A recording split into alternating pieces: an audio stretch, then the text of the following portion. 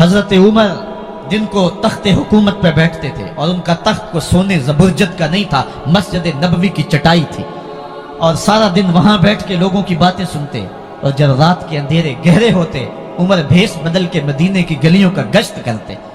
कहा तुम्हारे घर से धुआं निकल रहा है और बच्चे रो रहे हैं, उनको खाना क्यों नहीं देती? कहने लगी उमर की जान को रो रही। उमर के पांव तले से जमीन निकल गई। कहा क्या हुआ? कहा 3 दिन से हमारे यहाँ खाने के लिए कुछ नहीं है, रोजाना बच्चे रोते हैं और मैं हंडिया के अंदर पत्थर डाल करके नीचे से आग डालती रहती हूँ कि बच्चे इंतजार कर करके सो जाएंगे, कम वक्त सो भी नहीं रहे और वो पत्थर पकेंगे भी क्या, और मैं उमर की जान को रो रही हूँ। हजरत उमर का कलेजा दहलने लगा। फौरन पलटे वापस बैतुल माल में आए, घी का एक कनस्तर लिया, आटे की बोरी ली, मिर्च मसाला जात बहुत कुछ उठाया, अपने कंधे पे रखा, बोरी अपनी कमर पे ला दी। उमर बैतुल माल से निकले तो आपके खादम असलम ने देख लिया, आगे बढ़ा, कहा मेरे आका मैं उठाता हूँ। उमर की आंखों में आंसू है। कहा असलम कयामत के दिन मेरा बोझ उठा लोगे? कहा कयामत के दिन तो अपना अपना बोझ उठाना पड़ेगा। कहा उमर को आज अपना ही उठाने दो। हजरत उमर वो घी का कनस्तर और वो आटे की बोरी सर पे उठाए हैं और उस खातून के घर जाते हैं और दस्तक देते हैं। वो जब देखती है उसकी जान में जान आ जाती है। कहा जल्दी जल्दी आटा गूंदो, और उमर सब्जी काटने लग जाते हैं।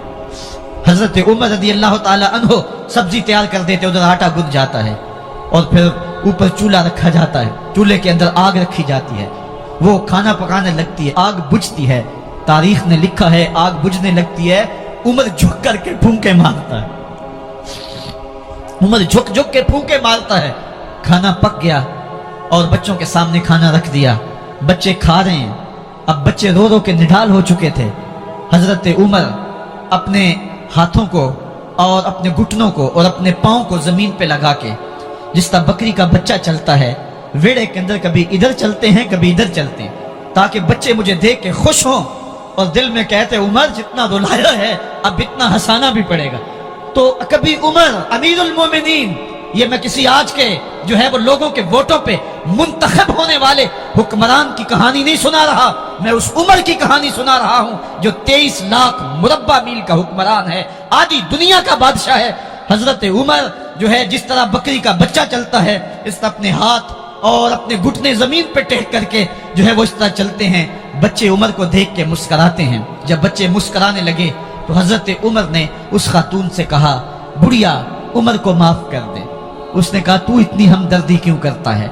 कहा उमर बेचारा बड़ा फंसा हुआ है, फिक्र है उसको यरमूक को फुस्ता तो हुलवान की, जब फतह है मिस्र तो तैयारी है ईरान की, आते जाते वफद से मुलाकात भी करता होगा और शब को मालूम हालात भी करता होगा, कांटों में उलझी हुई बेचारे की जान है, नींद उसको भी आती है आखिर वो इंसान है, मेरी बहन उमर को माफ कर दे।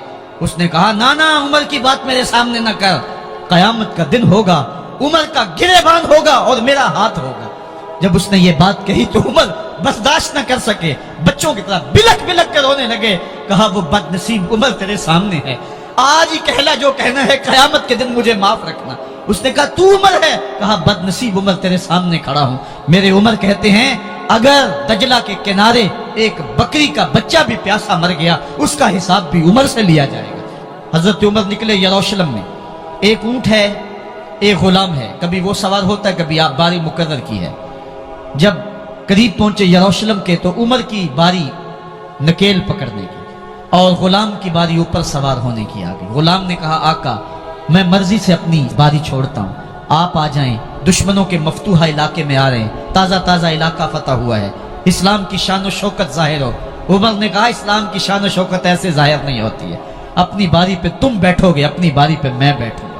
लोग मुंतजर खड़े हैं। दूर से जब देखा कहा इसकी हैबत से कांपते थे हम, ये तो कोई हबशी लगता है, रंग काला है, होंठ मोटे हैं, इससे तो ज्यादा हसीन इसका गुलाम है जो आगे आगे चल रहा है। हजरत अबू उबैदा ने कहा धोखा खा रहे हो, हमारा आका वो नहीं है जो ऊंटनी के ऊपर सवार है, हमारा आका वो है जो लगाम थामे आगे आगे चल रहा है। हजरत उमर रज़ी अल्लाह ताला अन्हु को आगे बढ़ के जाबिया के मकाम पे हजरत अबू उबैदा बिन जराह ने इस्तेकबाल किया। तो हजरत उमर आगे बढ़े और उन्होंने आगे बढ़ करके हजरत अबू उबैदा के दोनों कंधों पे हाथ रखा और सुनो हजरत उमर ने क्या कहा। कहा ला इलाहा इल्लल्लाह इन्ना कुन्ना अज़ल्ला कौमिन فَأَعَزَّنَا اللَّهُ بِالْإِسْلَامِ، کہا کہ لا الہ الا اللہ، اے ابو عبیدہ بن جراح، ہم ایک ذلیل قوم تھے اور اللہ نے ہمیں اسلام کی وجہ سے عزت عطا کی ہے۔ اور میں تمہیں ایک تاریخ ساز بات کہنے لگا ہوں، اور وہ یہ ہے کہ جب تک ہم اس عزت والے اسلام کے دامن کو تھامے رہیں گے ہماری عزت قائم رہے گی، اور جب اسلام کے علاوہ کسی اور جگہ سے عزت ڈھونڈیں گے تو رسوا کر کے رکھ دیے جائیں گے۔ یہ ہے وہ خلاصہ جو حضرت عمر نے امتوں کے عروج و زوال کا بیان کیا ہے۔ اس امت کو جو خیرات ملی ہے تخت و تاج کی، وہ پینٹاگون سے نہیں ملی، وہ واشنگٹن سے نہیں ملی، وہ وائٹ ہاؤس سے نہیں ملی، وہ محمد عربی کے جوڑوں کا صدقہ ملی ہے۔ اس لیے جب ہم نے اسلام سے انحراف کیا، پاکستان حاصل کیا گیا تھا۔ پاکستان کا مطلب کیا؟ لا الہ الا اللہ۔ ہم نے اس نعرے کو چھوڑ دیا ہوا ہے، ہم نے انحراف کر دیا ہے۔ آج ہماری نظریں مغرب کی طرف لگی ہے کہ تخت و تاج اس سے نصیب ہوتے ہیں، اور دنیا کے اوپر ہم رسوا ہو کے رہ گئے۔ ہماری پستی، ہماری زبوحالی، ہماری ذلت کا سبب یہ ہے کہ جس جگہ سے ہمیں عزت ملی تھی ہم نے وہ مرکز ہی چھوڑ دیا ہے۔ اس مرکز حیات کو، اس مرکز زندگی کو، اس مرکز عزت کو ہم نے چھوڑ دیا ہے، اور دنیا کے اوپر ہم رسوا ہو رہے ہیں۔ انہی حضرت عمر کی کہانی ہے۔ وادی تہامہ سے گزر رہے تھے کہ بچوں کی طرح بلک بلک کے رونے لگے۔ کہا عمر جوان آدمی ہو اور بچوں کی طرح بلک کے رو رہے ہو؟ کہا تم نہیں جانتے، مجھے بچپن کی کہانی یاد آ گئی۔ کہا کیا کہانی ہے؟ کہا یہی عرض تہامہ تھی، میرے باپ خطاب نے مجھے 5 اونٹ دیے تھے، کہا انہیں لائن میں کھڑا کرو سیدھا۔ میں آگے والا سیدھا کرتا تھا، پیچھے والا ٹیڑھا ہو جاتا، پیچھے والا سیدھا کرتا، آگے والا ٹیڑھا ہو جاتا۔ میرے باپ خطاب نے مجھے بڑا مارا۔ کہا ایک عرب کے بیٹے ہو کے تم سے 5 اونٹ لائن میں کھڑے نہیں ہوتے؟ کہا ایک زمانہ عمر پہ وہ تھا کہ اس سے 5 اونٹ لائن میں کھڑے نہیں ہوتے تھے، اور آج شرق سے لے کر غرب تک 23 لاکھ مربع میل کی حکمرانی، اور انسان بھی لائن میں کھڑے ہیں۔ یہ محمد عربی کے جوڑوں کا صدقہ نہیں ہے تو اور کیا ہے؟ عمر سے تو 5 اونٹ لائن میں کھڑے نہیں ہوتے تھے۔ حضرت عمر رضی اللہ تعالیٰ عنہ جب ایمان لائے تو آپ نے ایک ایک کافر کے گھر کے دروازے پہ کھڑے ہو کے کہا، جب کوئی بھی شخص مسلمان ہوتا تو کفار اس کو مارتے، زود و کوب کرتے، ظلم کرتے، ستم کرتے، گھسیٹتے بازاروں میں، لیکن حضرت عمر ایمان لائے تو ایک ایک شخص کے دروازے پر کھڑے ہو کر کے کہا کہ تم کمزوروں کو مارتے تھے، میں تمہیں بتانے آیا ہوں میں محمد عربی کا نوکر بن گیا ہوں۔ بلکہ آپ نے اعلان کیا جس نے اپنی بیوی کو، بیوہ اور بچوں کو یتیم کروانا ہو اور اپنے ماں باپ کی کمر کو جھکانا ہو وہ عمر کے مقابلے میں آئے۔ اللہ اکبر۔ زنیرہ نامی ایک خاتون تھی، بہت کمزور۔ راوی کہتا ہے کہ اس کی ہڈیوں میں گودا نہیں تھا، عشق رسول تھا، اور اس کا ظالم آقا اس کو مارتا ہے، اور جب مار مار کے تھک جاتا ہے ادھر سے عمر آ رہے ہیں، یہ اسلام لانے کی پہلے کی کہانی ہے، تو ادھر سے عمر آ رہے ہیں تو اس نے کہا عمر تم جوان آدمی ہو تو یہ چھوڑتی نہیں ہے اپنے نبی کا نام، ذرا تم آؤ۔ تو عمر کوڑا پکڑ لیتے اسے مارتے ہیں، مارتے مارتے تھک جاتے ہیں تو پانی پینے لگتے ہیں، تو کہتے ہیں مجھے تیرے پہ ترس نہیں آیا لیکن میں ذرا پانی پینے لگا ہوں، اور پھر گلے کے اندر کپ ڈال کر کے کوڑا اس کی رسی کو بل دیتے ہیں اور اس کی آنکھیں باہر نکل آتی ہیں، اور کہتے ہیں بلا اپنے نبی کو جو تیری آنکھوں کی بینائی واپس کرے۔ اللہ اکبر۔ تو اس نے آسمان کی طرف منہ کر کے کہا مالک میں کبھی بھی آنکھوں کی بینائی نہ مانگتی، لیکن اب تیرے نبی کی عزت کا سوال ہے۔ آنکھوں کی بینائی واپس ہو جاتی ہے۔ زنیرہ کو بڑا مارا۔ آج عمر گلیوں میں آنکھوں میں آنسو ہیں اور عجیب دلے بےتاب ہے، اور کہتا ہے آؤ بھائی میں حضور کا غلام بن گیا ہوں، تمہیں بتانے آیا ہوں۔ زنیرہ نے موڑ کاٹا تو آگے عمر یہ آواز دے رہے تھے۔ زنیرہ ایک کونے پہ کھڑے ہو کے رو کے کہتی ہے عمر تم تو بڑے اس دن جوش و غضب میں تھے اور تم مارتے ہوئے تھکتے نہیں تھے۔ تو عمر نے کہا زنیرہ اس دن میں نے دیکھا نہیں تھا، اب میں محمد عربی کو دیکھ آیا ہوں۔ جنہ ویکھیا نہیں ہو کرن گلا، جنہ ویکھیا نہیں ہو کرن گلا، جنہ ویکھیا ہو تے بول دے نہیں، جڑے محرم راز حقیقت دے اور راز حقیقت کھول دے نہیں۔ تو حضرت عمر رضی اللہ تعالیٰ عنہ ایمان لائے۔ حضرت عبداللہ ابن مسعود رضی اللہ تعالیٰ عنہ فرماتے ہیں کہ حضرت عمر کا ایمان لانا مسلمانوں کے لیے عزت کا سبب تھا، ان کا ہجرت کرنا مسلمانوں کی نصرت تھی، اور ان کی خلافت مسلمانوں کے لیے رحمت تھی۔ حضرت عمر رضی اللہ تعالیٰ عنہ وہ ہیں کہ میرے حضور نے فرمایا لوگوں جب نیک لوگوں کا ذکر کرو تو میرے عمر کا تذکرہ ضرور کیا کرو۔ میرا عمر وہ ہے کہ جب وہ ایک جگہ ایک سمت سے آ رہا ہو، ایک گلی اور بازار سے آ رہا ہو، تو شیطان بھی آ رہا ہو، عمر کو دیکھ کے راستہ تبدیل کر لیتا ہے۔ حضرت عمر رضی اللہ تعالی عنہ کی طبیعت کے اندر جو جاہ و جلال تھا، طبیعت کے اندر جو سختی تھی، وہ اسلام کے اندر آ کر بھی قائم رہی، اور آپ نے وہی سختی، وہی جاہ و جلال جو پہلے مسلمانوں کے خلاف تھا، اب کفار کے خلاف، منافقین کے خلاف حضرت عمر کی طبیعت کے اندر وہ جوش و خروش بدستور موجود رہا۔ لیکن جس دن آپ خلیفہ بنے تو اس دن آپ نے ممبر پہ چڑھ کے جو خطبہ دیا، اس میں کہا، لوگوں میں سخت اس لیے تھا کہ رسول اللہ نرم تھے، پھر میں سخت اس لیے تھا کہ حضرت ابوبکر صدیق نرم تھے، اب میں تخت خلافت پہ بیٹھا ہوں، اب میری سختی جو ہے وہ نرمی میں تبدیل ہو گئی، صرف فاسقوں، فاجروں اور باغیوں کے لیے میں سخت ہوں، باقی تمہارے لیے نرم ہوں۔ سب سے کم جو تنخواہ بیت المال سے اگر کسی وجود نے لی ہے تو وہ حضرت عمر رضی اللہ تعالیٰ عنہ نے لی ہے، صرف 2 جوڑے لیتے تھے سال میں، اور راوی کہتا ہے کہ میں نے دیکھا ہے کہ اس میں بھی 17 پیوند لگے ہوتے تھے۔ حضرت عمر رضی اللہ تعالیٰ عنہ کا طرز زندگی، آپ کا انداز معاشرت اور آپ کا انداز خلافت، ہر لمحہ آپ کی زندگی کا اٹھا کے دیکھیے، کتنی مرتبہ قرآن حضرت عمر کی رائے کے مطابق نازل ہوا ہے۔ اللہ تعالیٰ جل شانہ نے ان کو صاحب الہام بنایا تھا۔ ہر امت میں کوئی صاحب الہام ہوتا ہے، حضور کی امت کا صاحب الہام حضرت عمر رضی اللہ تعالیٰ عنہ، اور آقا کریم نے انہیں اپنا وزیر قرار دیا، فرمایا میرے 2 وزیر آسمانوں میں ہیں، 2 وزیر زمینوں میں ہیں، آسمانوں کے وزیر ابو جو ہے وہ جبرائیل اور میکائیل ہیں، اور زمین کے وزیر ابو بکر اور عمر ہیں رضی اللہ تعالی عنہما۔ تو اللہ تعالیٰ جل شانہ نے حضرت سیدنا صدیق اکبر کے بعد حضرت سیدنا عمر بن خطاب رضی اللہ تعالیٰ عنہ سے جو کام لیا، مختصر دور خلافت کے اندر 10 سال 6 ماہ 4 دن آپ نے خلافت فرمائی ہے، لیکن کہاں سے چلے اور یہاں مکران تک، بلوچستان کا حصہ ہے، یہاں تک آپ کے سلطنت کی حدود وسیع ہوئی، ادھر آرمینیا تک جا پہنچے، حمص فتح کیا، قادسیہ، یرموک، آپ ذرا دیکھیے کہ کہاں تک آپ کی فوجوں کے گھوڑے دوڑتے رہے، اور اللہ تعالیٰ جل شانہ نے ان کو جو توانائی، عدل و انصاف کی قوت عطا فرمائی۔ اللہ اکبر، جب زمین پہ عدل کیا ہو تو زمین بھی حکم مانتی ہے، اور حضرت عمر وہ تھے جن کا حکم ہوائیں بھی مانتی تھی، زمین بھی مانتی تھی، جن کا حکم جو ہے وہ آگ بھی تسلیم کرتی تھی اور دریا بھی ان کا حکم مانا کرتے تھے۔ مصر کے اندر رسم بد جاری تھی، یہ رسم بد جاری تھی کہ سال کے بعد 1-2 شیزہ کو زیورات پہنا کے اچھے لباس میں ملبوس کر کے دریا کی بھیڑ چڑھایا جاتا، اس کی قربانی دی جاتی، اس کا خون بہتا تو دریا چلتا۔ جب اسلام مسلمانوں نے مصر فتح کیا تو گورنر نے لکھا کہ اسلام تو اس طرح کی رسوم کی اجازت نہیں دیتا، لیکن خشک سالی ہے، لوگوں کی فصلیں ویران پڑی ہیں، تو حضرت کیا کیا جائے؟ تو حضرت عمر رضی اللہ تعالیٰ عنہ کو جب قاصد آ کے پیغام دیتا ہے تو کاغذ کے ٹکڑے پہ لکھتے ہیں، بسم اللہ الرحمن الرحیم، مصر کے نیل کی جانب عمر کا خط، لکھتے ہیں اے نیل اگر تو اللہ کے حکم سے چلا کرتا ہے تو چل، ورنہ ہمیں تیرے چلنے کی کوئی حاجت نہیں ہے۔ اور قاصد کو کہا یہ خط لے جاؤ اور جا کے دریائے نیل میں پھینک دو۔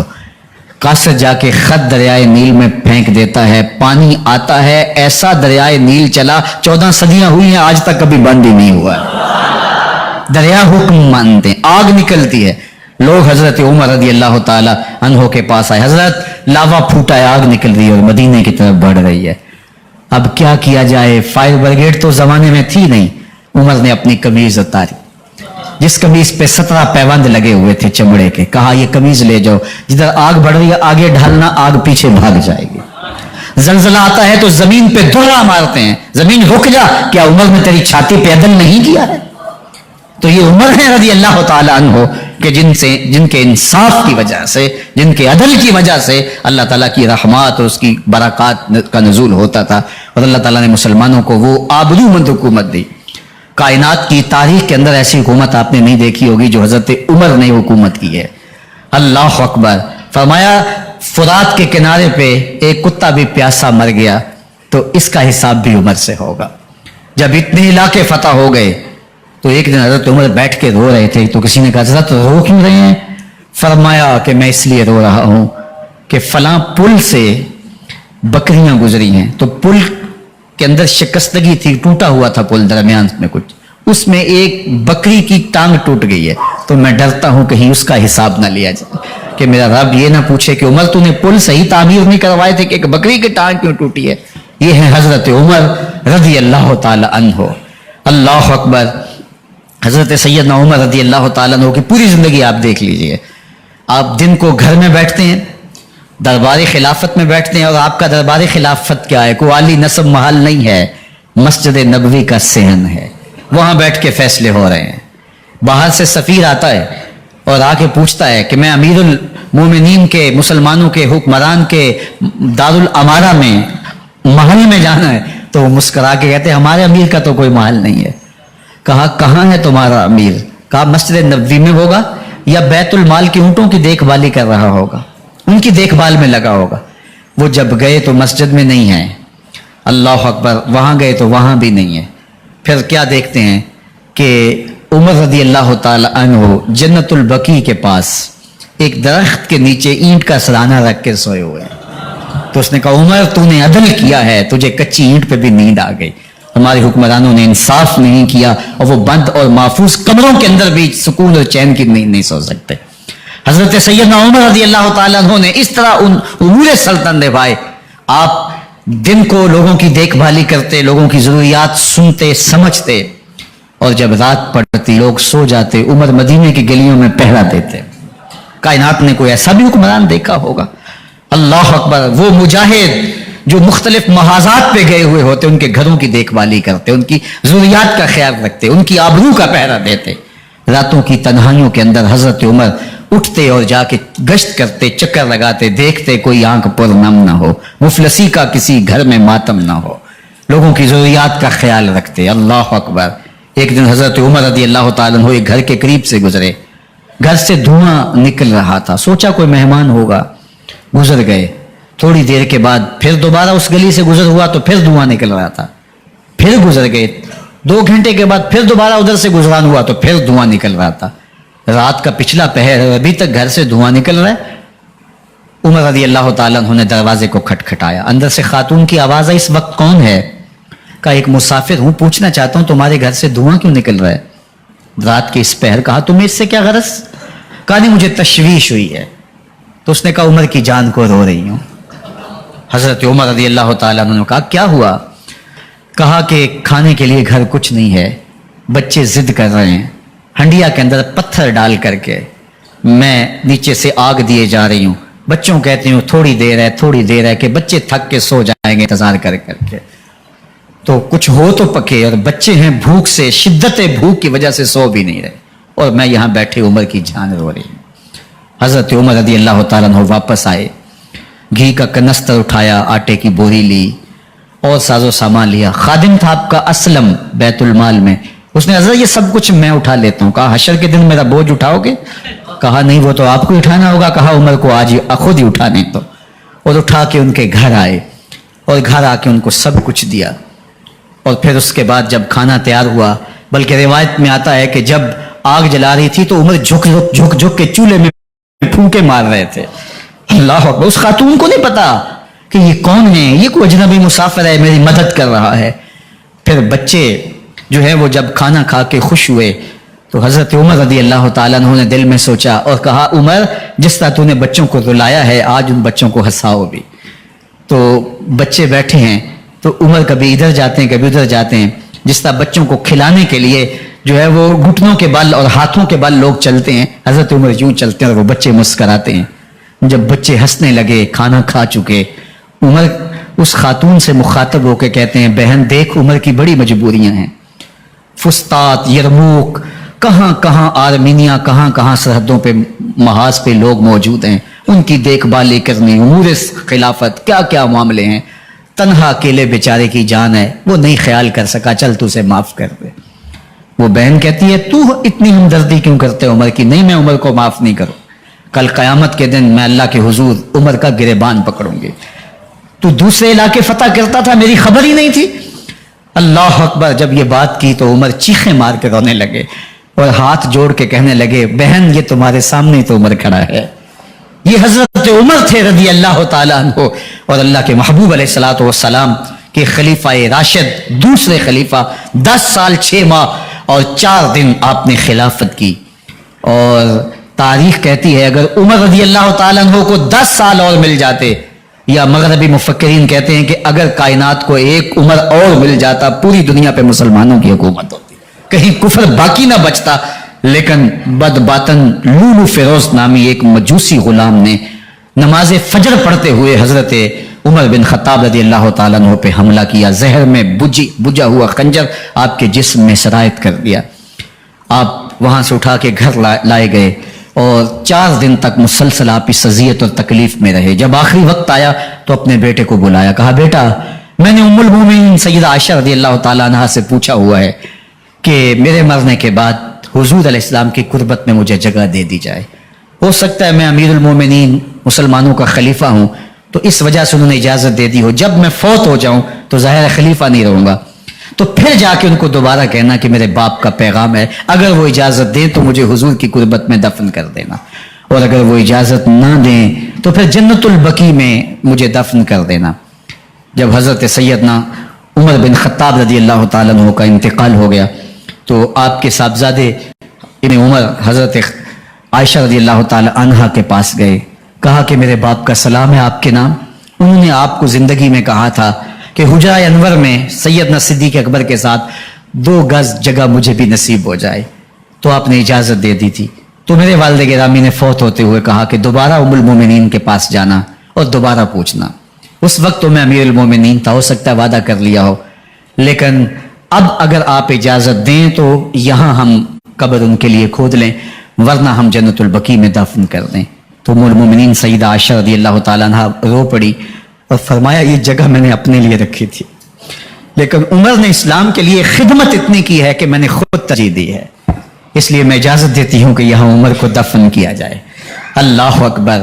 اور پھر وہاں حضرت عمر رضی اللہ تعالی عنہ کو دفن کیا گیا. یہ قبر میرے حضور کی ہے، ساتھ حضرت صدیق اکبر ہیں، ساتھ حضرت عمر فاروق رضی اللہ تعالی عنہ ہیں. جے شک ہووی تے چل مدینے، جے شک ہووی تے چل مدینے، ویخ لے جوڑ مزاراں دا، بن یار نبی دیاں یاراں دا. حضور نے فرمایا ایک دن مسجد نبوی سے باہر نکل رہے تھے اور کچھ لوگ مسجد میں داخل ہو رہے تھے. حضور نے دائیں ہاتھ سے ابو بکر کا ہاتھ پکڑا تھا اور بائیں ہاتھ میں حضرت عمر کا ہاتھ تھا، اور جب لوگوں کو آتے ہوئے دیکھا ان کو مخاطب کرتے ہوئے کہا ہاکذا نبعث یوم القیامہ، قیامت کے دن ہم قبروں سے یوں ہی اٹھائے جائیں گے. میرے دائیں ہاتھ میں ابو بکر کا ہاتھ ہوگا، بائیں ہاتھ میں عمر کا ہاتھ ہوگا. جے شک ہووی تے چل مدینے، آ ویخ لے جوڑ مزاراں دا، بن یار نبی دیں یاراں دا. تو میرے حضور نے فرمایا جب اچھے لوگوں کا ذکر کرو تو میرے عمر کا ذکر بھی ضرور کیا کرو. تو حضرت عمر رضی اللہ تعالی عنہ اللہ کے محبوب ہیں، باقی صحابی مرید ہیں، حضرت عمر میرے حضور کی مراد ہیں. اللہ سے مانگ کر کے لیا ہے، اللہ عمر بن خطاب عطا کرتے، اور پھر اللہ نے عمر کی صورت میں اسلام کو وہ عظیم تحفہ دیا جس سے اسلام کی عزت بڑی اور شان و شوکت میں اضافہ ہوا اور اسلام کے جھنڈے 4 داغ عالم کے اندر لگ گئے. اللہ مجھے آپ کو حضرت عمر کے نقوش پاک کی برکتیں عطا فرمائے اور ہمارے حکمرانوں کو ان کے نقوش پاک کو خزرہ بناتے ہوئے اسلامی سلطنت کے خد و خال واضح کرنے کی توفیقات سے مالا مال کرے. اللہ اللہ اللہ لا الہ الا اللہ اللہ اللہ لا الہ الا. آمینہ بی بی کے گلشن میں آئی ہے تازہ بہار، آمینہ بی بی کے گلشن میں آئی ہے تازہ بہار. پڑھتے ہیں صلی اللہ وسلم، پڑھتے ہیں صلی اللہ وسلم، آج درو دیوار مدنی. اللہ اللہ اللہ لا